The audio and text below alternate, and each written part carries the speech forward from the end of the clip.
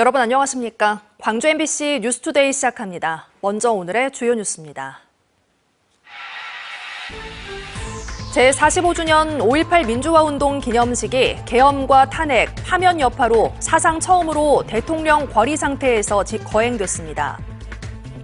대통령 선거를 앞두고 거행된 5.18 45주년 기념식에 더불어민주당 이재명, 개혁신당 이준석, 민주노동당 권영국 후보는 참석했지만 국민의힘 김문수 후보는 불참했습니다. 금호타이어 광주공장 화재의 초기 진화가 완료됐지만 검은 연기가 도심을 뒤덮으면서 곳곳에서 분진 피해가 발생했습니다. 45주년 5.18을 맞아 광주를 방문해 5.18의 의미를 되새기고 앞으로의 역할을 다짐한 우원식 국회의장을 만나봤습니다. 금호타이어 광주공장에서 불이 난 지 31시간 만에 초기 진화가 완료됐습니다. 하지만 검은 연기가 광주 도심을 뒤덮으면서 곳곳에서 분진 피해가 발생했는데요.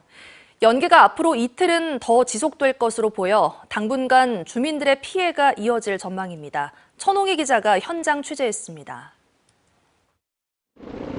검은 연기가 뿜어져 나오는 금호타이어 광주공장. 소방 헬기가 하늘에서 쉴 새 없이 불을 뿌립니다. 생고무에 붙은 불이 꺼지지 않으면서 연기가 계속 나고 있습니다. 이곳이 불이 시작된 공장인데요. 건물 붕괴 위험이 있어서 보시는 것처럼 건물을 철거하고 있고요. 안에 있는 생고무가 타는 것을 막기 위해서 산소를 차단하는 역할을 하는 특수 액체를 뿌려놨습니다. 검은 연기가 이틀간 도심을 뒤덮으면서 식물에는 마치 까만 반점처럼 검은 재가 내려앉았습니다. 주차된 자동차들에도 온통 검은 분진이 묻었습니다. 수건으로 닦아보지만 잘 지워지지도 않습니다. 안 나가 안 닦여. 기름 성분이 있어서 이게 안 닦여. 공장 주변 상가나 식당에선 큰 선풍기를 들고 공기를 순환시켜보지만 매캐한 연기가 빠지질 않습니다. 주말 매출로 그나마 좀 더 먹고 사는데 주말을 이렇게 다 버려버려가지고. 창문을 닫아도 독한 연기가 들어오다 보니 주민 200여 명은 근처 대학교 체육관으로 대피했습니다. 하나같이 목이 칼칼하고 머리가 아프다고 호소합니다. 얘는 지금 눈도 시뻘게 져가지고 눈 충혈돼 있고 얘는 기침하다가 토하려고 그러고 막 그러기도 해가지고 아 여기 있으면은 안 되겠다 싶어가지고 빠르게 준비해가지고 10분 만에 준비하고 나온 것 같아요. 소방당국은 오후 3시쯤 진화율이 95%라고 밝히면서 국가소방동원령을 해제했다고 밝혔습니다. 다만 불이 꺼져도 연기는 계속 날 수 있다며 연기가 완전히 그치는 데는 3일 정도 더 걸릴 것으로 보고 있습니다. 보통 평균적으로 2, 3일은 걸린다는 것이 통설입니다. 정일택 금호타이어 대표이사는 깊이 사죄드린다며 주민 피해를 최대한 보상하겠다고 밝혔습니다. MBC 뉴스 천홍희입니다. 시원한 비가 내리면서 화재 먼지를 잠재워주면 좋으련만 오늘 맑은 날씨가 예상됩니다. 하늘 모습 보시면 동쪽으로 이동하는 고기압의 영향권에 들어있습니다. 옅은 구름이 지나고 있고요. 종일 깨끗한 하늘이 드러나겠습니다. 미세먼지 농도는 보통 수준을 유지하겠습니다. 기온은 높게 오르겠습니다. 아침 기온 14도 안팎에서 시작한 가운데 한낮 기온 25도로 아침 기온과 낮 기온 모두 어제와 비슷하거나 조금 더 높게 오르겠고요. 일교차는 10도 이상으로 크게 벌어지는 가운데 특히 한낮에는 초여름처럼 덥게도 느껴질 수 있겠습니다. 내일은 오늘보다도 날이 더 더워지겠습니다. 한낮 기온 29도 안팎으로 때이른 더위가 나타나겠습니다. 날씨 정보였습니다. 제45주년 5.18 민주화운동 기념식이 국립 5.18 민주묘지에서 엄수됐습니다. 계엄과 탄핵, 파면의 여파로 사상 처음으로 대통령 궐의 상태에서 기념식이 치러졌는데요. 탄핵 심판을 받고 있던 윤석열 전 대통령의 방어권을 보장하라는 안건을 의결했던 안창호 국가인권위원장은 시민들의 항의에 기념식에 참석하지 못했습니다. 보도에 한신구 기자입니다. 어머니의 만류에도 친구를 두고 떠날 수 없었던 한 소년 문제야. 노벨 문학상을 받은 한강 작가의 작품 소년이 온다의 모델인 고 문재양 열사와 시민군 대변인 윤상원 열사의 삶이 조명된 제45주년 5.18 민주화운동 기념식. 올해는 1980년 5월 광주의 민주주의 수호 정신을 함께 기록하며 공유하자는 취지로 열렸습니다. 폭도 논명 바뀌고 우리 광주 문제를 헌법 전문에 수록하고 그게 제일 소원입니다. 역대 기념식에는 대통령이나 국무총리가 참석했지만 지난해 말 비상계엄과 탄핵 그리고 윤석열 전 대통령 파면 여파로 대통령 거리 상태에서 처음으로 치러졌습니다. 이주호 대통령 권한대행은 기념사를 통해서 5월 정신 위에 오늘의 대한민국이 세워졌고 광주의 역사를 넘어 우리 모두의 역사라며 5월 정신 계승을 다짐했습니다. 대한민국은 지금 곳곳에 갈등과 분열이 깊어지고 있습니다. 45년 전 5월의 광주가 보여주었던 연대와 통합의 정신은 지금 우리에게 꼭 필요한 가르침입니다. 이재명 더불어민주당 대선 후보를 비롯해서 이준석, 권영국 대선 후보도 참석해 5월 정신에 헌법 전문 수록 등을 약속했지만 김문수 국민의힘 후보는 불참했습니다.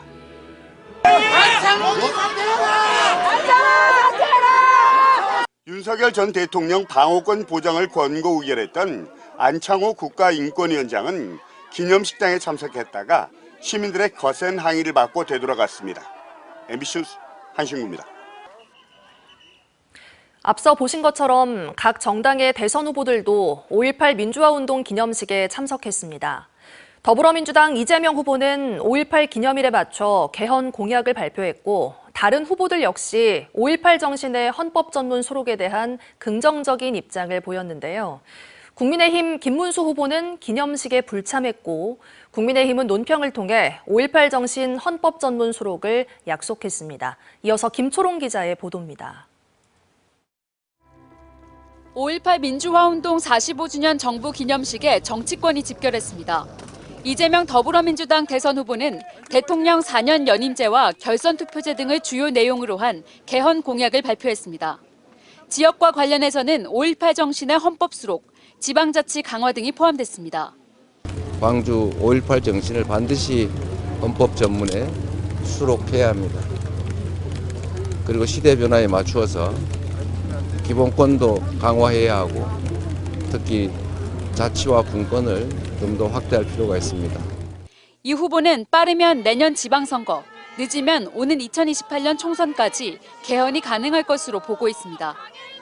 이재명 후보는 어제까지 나흘간 호남에서 지역 표심을 집중 공략했고 국민의힘 김문수 후보는 5.18 당일 기념식에 참석하지 않았습니다. 김 후보는 전날 민주묘지를 참배한 것으로 이를 대신했습니다.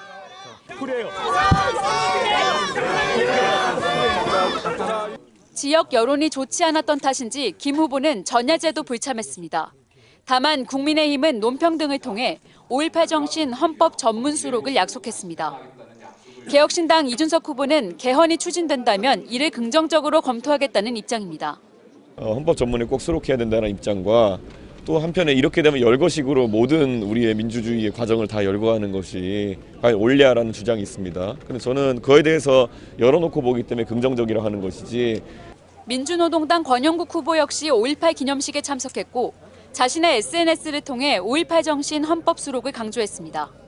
정당과 후보마다 온도 차이는 있지만 대선을 보르며 남긴 지금 5.18 정신 헌법 전문 수록에 대한 사회적 분위기는 다시 한번 확인됐습니다. MBC 뉴스 김초롱입니다. 5.18 기념재단이 5.18 민주화운동 45주년 기념식에서 군 관련 소재를 쓰고 곳곳에 군인을 배치하는 등 가해자와 피해자 고려가 없었다며 정부의 유감을 밝혔습니다. 5.18 기념재단은 정부가 기념 대상이 누구이며 5.18 민주화운동이 왜 발생했는지에 대해 고려하지 않은 채 기념식을 준비했다며 이같이 밝혔습니다. 또 이주호 대통령 권한대행의 기념사에 5.18 정신의 헌법 전문 수록과 진상규명 지속 등 5월 과제를 해결하기 위한 어떤 내용도 없었다고 비판했습니다. 5.18 기념재단은 어제 5.18 민주광장에서 광주 인권상 시상식을 열고 인도네시아 인권단체인 아시아 정의와 권리에 트로피와 상금 5만 달러를 수여했습니다. 심사위원회는 아시아 정의와 권리는 아시아 각국에서 국가폭력 피해자들을 지원하고 진실규명에 노력해왔다고 평가했습니다. 광주인권상 특별상은 필리핀에서 30여 년간 예술을 통해 인권운동을 펼쳐온 DKK 문화동맹이 수상했습니다. 5.18 민주화운동 45주년을 기념하기 위해 어제 오후 5시 18분 국립아시아문화전당 앞 민주회 종각에서 민주회 종 타종식이 진행됐습니다. 참석자들은 5.18 정신 계승과 함께 나눔과 연대의 5월 정신이 전 세계로 확산되길 기원하며 33차례 타종했습니다.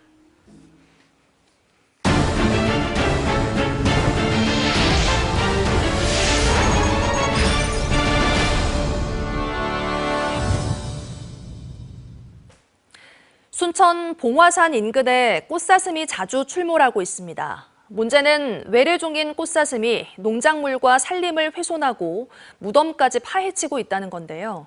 정부가 꽃사슴을 유해 야생동물로 지정하기로 했습니다. 보도에 김단비 기자입니다. 꽃사슴 3마리가 유효히 인도주의를 거닙니다. 아파트 단지에까지 출연해 SNS를 뜨겁게 달군 순천 꽃사슴입니다. 꽃사슴이 자주 목격되는 순천 동천 일대입니다. 이곳 봉화산을 주변으로 꽃사슴 개체수가 70마리까지 늘어났습니다.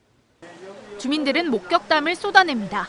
3마리가 나와서 뿔 이렇게 더 많이 난 놈, 적게 난 놈, 그래가지고는 그렇게 풀 뜯어먹고 물도 건네도 다니고. 섬의 모양이 어린 사슴과 비슷하다고 해서 이름 붙여진 고흥 소록도. 이곳에도 꽃사슴이 있습니다. 한 독지가가 사슴을 기증한 것을 계기로 1992년부터 40여 마리를 방사했는데 지금은 230여 마리가 살고 있습니다. 외래종인 꽃사슴은 천적이 없는 데다 번식력이 강해 개체수가 빠르게 늘고 있습니다. 문제는 꽃사슴이 텃밭과 조상묘를 파헤치고 나무를 고사시키는 등 피해를 입힌다는 겁니다. 결국 환경부는 꽃사슴을 유해 야생동물로 지정하는 야생생물법 시행령 개정안을 입법 예고했습니다. 유해 야생동물로 지정되면 지자체장 허가를 받고 총기 사냥이 가능해집니다.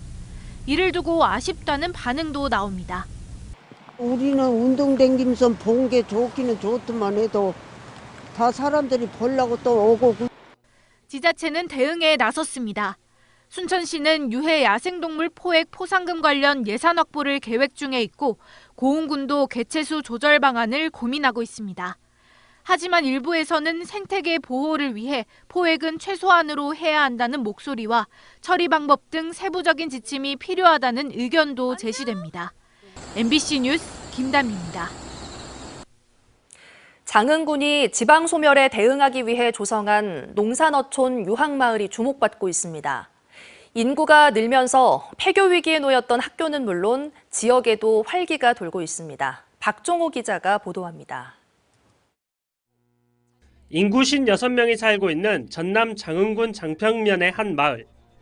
평균 나이 60대 이상인 고령화 마을에 젊은 기운이 돌기 시작한 건 올 초부터입니다.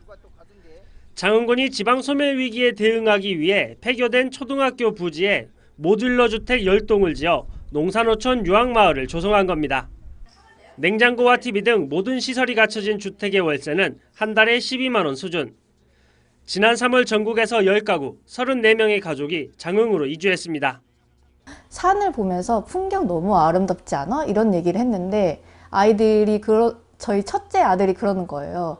엄마가 이렇게 행복했으면 좋겠다고 얘기를 하더라고요. 그러면서 이게 아이들이 행복해서 왔는데 나도 행복하구나라는 걸 그때 좀 깨달았던 것 같아요.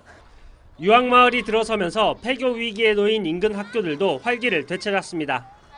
유치원생 3명과 초등학생 9명, 중학생 5명 등 17명의 학생이 전학 오면서 장평면 전체 학교에 학생이 30% 늘어난 겁니다. 출생 기본수당, 주거비 지원 사업 등의 인구 정책이 함께 추진되면서 고령화 등으로 인해 6년 연속 줄어들기만 했던 장흥군 전체 인구는 증가세로 전환됐습니다.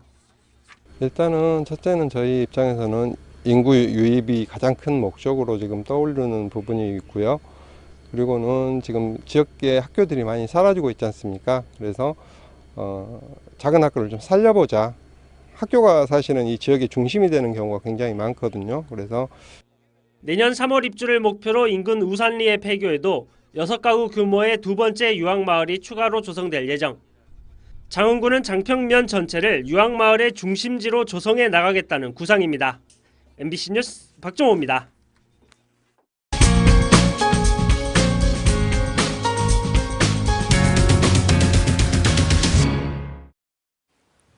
(45주년) 5.18을 맞아 많은 정치인들이 광주를 찾았습니다. 의전 서열 1위 자격으로 우원식 국회의장도 광주에서 시민들을 만나며 5.18의 의미를 되새기고 앞으로의 역할을 다짐했는데요. 홍진선 앵커가 우원식 국회의장을 만났습니다.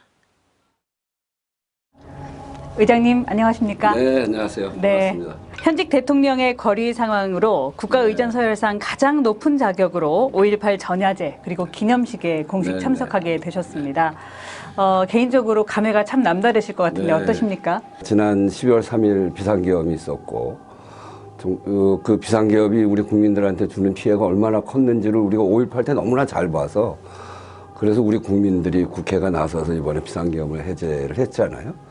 그러니까 5.18 때 그 저항, 광주에서의 저항, 민주주의를 지키려고 하던 정신과 이번 12월 3일 비상계엄을 막으려고 했던 그 정신이 같은 정신이고 그때 감옥살은 제가 국회의장이 돼서 광주를 방문하니까 참으로 뜻깊습니다. 네. 오늘 이제 같이 걸었어요.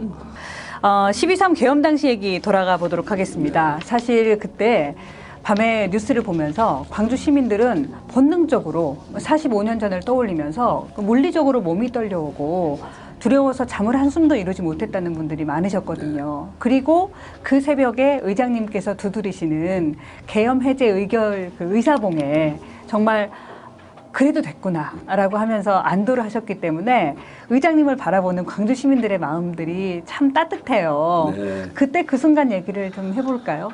계엄하는 그 시간에 계엄 이야기를 듣고 처음에 무슨 터무니없는 소리를 하나 그렇게 생각했는데 진짜 계엄이에요.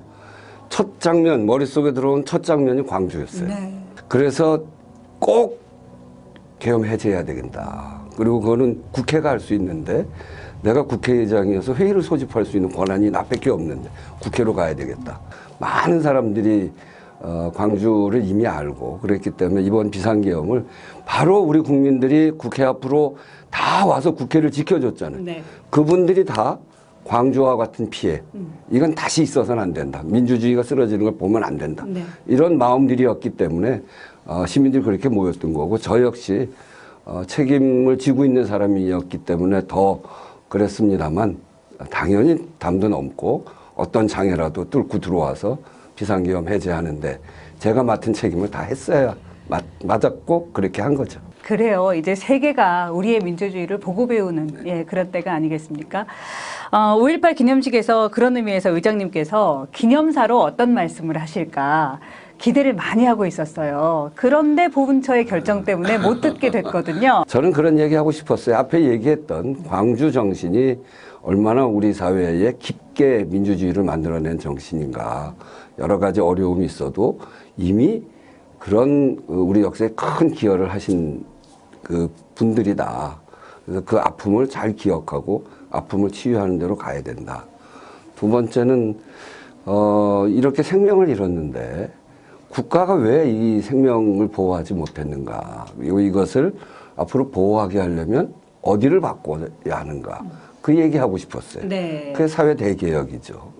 그리고 끝으로는 우리의 이 민주주의의 뿌리를 정말 제대로 만들어내기 위해서 이제 5.18 광주 정신이 헌법 전문에 수록이 되어야 된다. 네.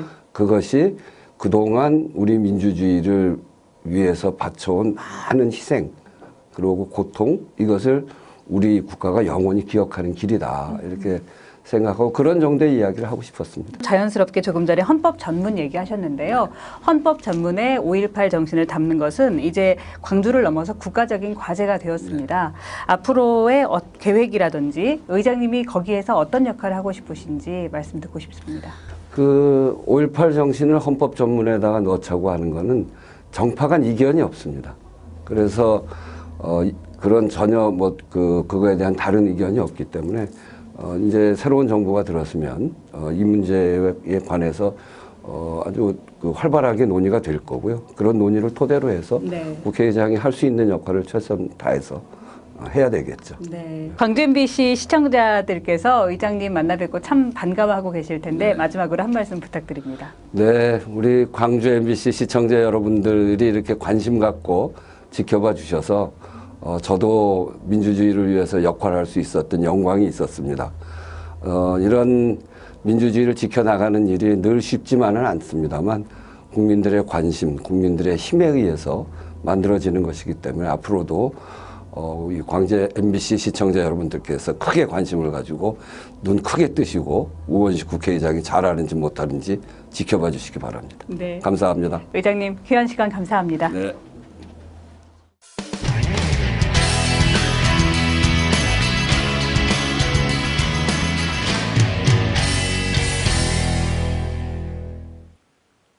프로야구 기아 타이거즈가 연장 접전 끝에 두산을 꺾고 4연승 행진과 함께 5할 승률에 복귀했습니다. 기아 타이거즈는 4대4로 맞선 10회 말 김호령의 안타와 한준수의 결승타에 힘입어 5대4로 승리했습니다. 기아는 이로써 두산과의 주말 시리즈를 싹쓸이하며 시즌 첫 4연승 행진과 함께 22승 22패로 개막 초반 이후 처음으로 5할 승률에 복귀하며 4위까지 순위를 끌어올렸습니다. 기아는 다음 주 하위권으로 처져 있는 KT와 삼성을 상대로 상승세를 이어간다는 방침입니다. 곡성군이 지역 소상공인들의 경쟁력을 높이기 위해 스마트 기기 구입비를 지원합니다. 곡성군은 소상공인의 주문 결제 편의성을 높이기 위해 스마트 기기 구입비를 최대 100만 원까지 지원하기로 했습니다. 지원 대상은 곡성 지역에 사업장을 두고 영업 중인 연 매출 10억 원 이하의 소상공인으로 각 사업장에서 활용할 스마트 오더와 키오스크 등의 도입 비용에 대해 공급가의 80%를 지원합니다. 한 주의 시작인 오늘 맑은 봄 날씨가 예상됩니다. 동쪽으로 이동하는 고기압의 영향권에 들면서 옅은 구름만 지나고 있는 상태입니다. 오늘 구름 사이로 봄볕이 뜨겁게 쏟아지겠습니다. 아침 출근길 기온 14도 안팎에서 시작한 가운데 한낮 기온 25도로 아침 기온과 낮 기온 모두 어제와 비슷하거나 조금 더 높게 오르겠고요. 기온차는 10도 이상으로 크게 벌어지는 가운데 특히 한낮에는 초여름처럼 덥게도 느껴질 수 있겠습니다. 전남 많은 지역에서 낮 기온 높게 오르겠습니다. 장성과 담양, 화순에서도 모두 한낮 기온 25도로 예상됩니다. 서해안 지역을 중심으로는 오늘 강한 바람이 예상되는 가운데 목포의 낮 기온은 23도, 신안과 진도의 낮 기온은 22도 보이겠습니다. 구리의 한낮 기온 25도 보이는 가운데 기온차는 크게 벌어지겠습니다. 오늘 해상에 바다 안개가 짙게 나타나겠습니다. 항해나 조업하는 선박은 각별한 주의가 필요하겠습니다. 내일은 오늘보다도 기온이 더 높게 오르겠습니다. 광주의 기온 29도 안팎으로 때이른 더위가 나타나겠습니다. 날씨 정보였습니다. 이상으로 뉴스 마칩니다. 함께해 주신 여러분 고맙습니다. 언제 어디서나 내 손 안의 뉴스. 광주 MBC 뉴스 유튜브 구독으로 함께하세요.